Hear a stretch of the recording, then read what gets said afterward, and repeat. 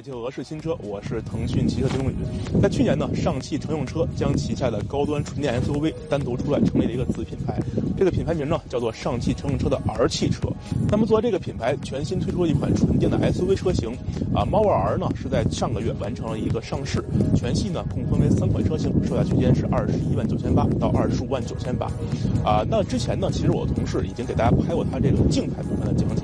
这期节目呢，主要聊聊它的动态方面。那么今天呢，我们的试驾车型是它的23.98万的后驱 Pro 版本。今天呢，就由它来聊聊它的具体的试驾感受。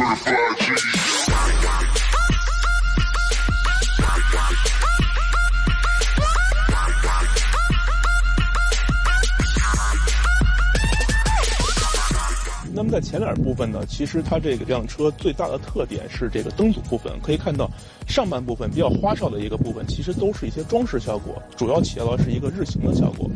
下半部分其实是它真正的照明的灯组，它的重心呢会比较低一些，也是更好的能够在这个会车的时候不去晃到对面的驾驶员。那接下来呢，在侧面部分可以看到这辆车的这个整体设计也是非常具有运动感，它的车头会相对来讲比较长一些，车也会更短，所以这辆车的这个运动感呢看起来会更强。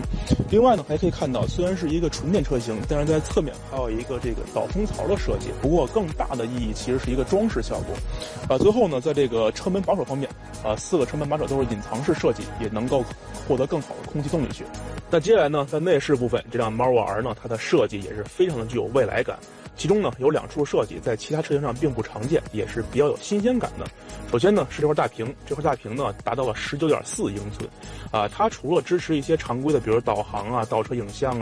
或者说这个 APP 操作以外呢，还有一个点就是它支持这个在线的 OTA 升级，硬件部分呢它是堆得比较高，所以以后呢也不用担心它会落虎。另外呢还有一个点，因为它是一个纯电的车型，所以这辆车有一个系统它可以根据您的这个电池的用量，包括路线的规划，去给您引导一些这个比较符合这个路线的一些超级充电桩，也是一个比较实际的一个很实用的一个功能吧。那么另外一个点呢，就是这辆车的空调设计，它采用了一个隐藏式的出风口的设计，所以可以看到整体的这中控屏幕部分它的整体性更强，没有出风口了嘛，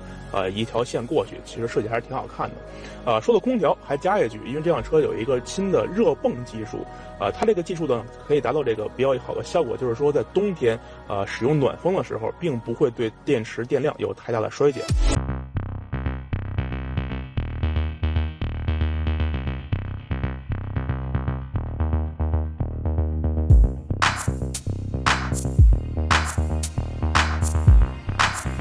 为这个 R 汽车的一个 Marvel R 的全球的动态手册，重点还是这辆车的这个动态方面的表现。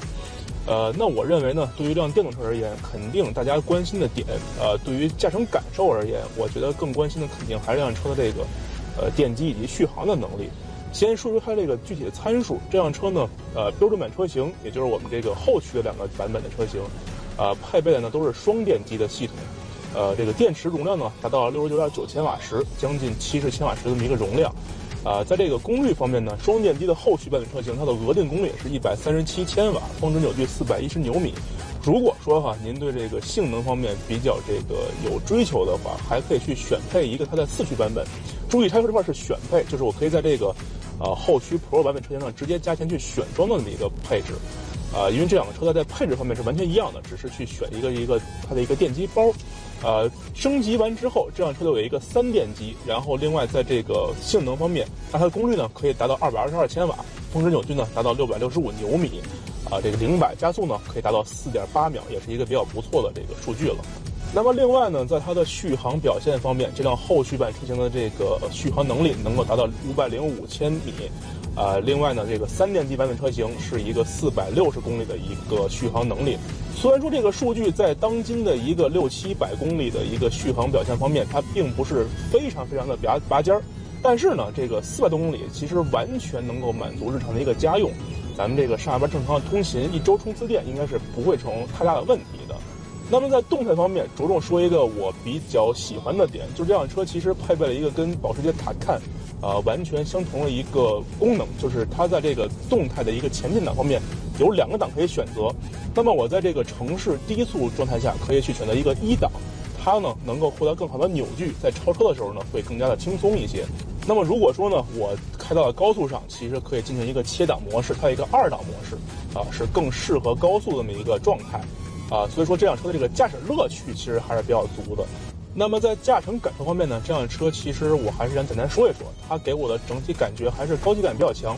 在隔音降噪方面，其实做的还是非常出色的。一个电动车，因为大家知道它开起来会很静嘛，如果说这个外面会比较吵的话，会有一个很明显的对比反差。这辆车做的还是非常不错。另外呢，在这个驾驶感受方面，这辆车整体的这个底盘的高级感还是比较强的，对一些这种底盘的冲击啊，包括一些零碎的一些石头的这些反弹都很好。包括在这个过一些沟坎啊、减速带的情况下整体的回弹也是控制的非常非常不错的。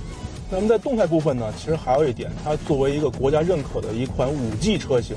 这辆猫 R 呢，其实有一些这个点其实还是比较有新意的，但是呢，因为这辆车毕竟是一个试装车型，它现在5G 的功能还没有完全开启，我们也跟这个工作人员进行了沟通，后期呢还会有新的这个试驾活动，然后我们也会带来更详细的这方面解说。简单体验了一个功能，就是这辆车的这个在仪表盘方面，做的比较有意思，整个的是一个虚拟仪表，有一个 AR 的功能。其实它是采用了一个前面的一个前置摄像头去采集了这个车辆的行驶的画面，放在这里，其实这个大家可以在开车的时候感觉更直观一些。那最后给这辆猫 R 做一个小总结的话，我认为它的外观设计是非常时尚、非常潮流。那么内饰呢也是极具科技感，而且有一些新鲜元素在里面，其实给我感觉还是比较不错的。在这个价格方面，这辆车如果说您选择一个后驱版 Pro 车型的话，不到23万的一个价格，其实性价比也是很强的。那么本期的俄式新车呢就是这样了，咱们下期再见，拜拜。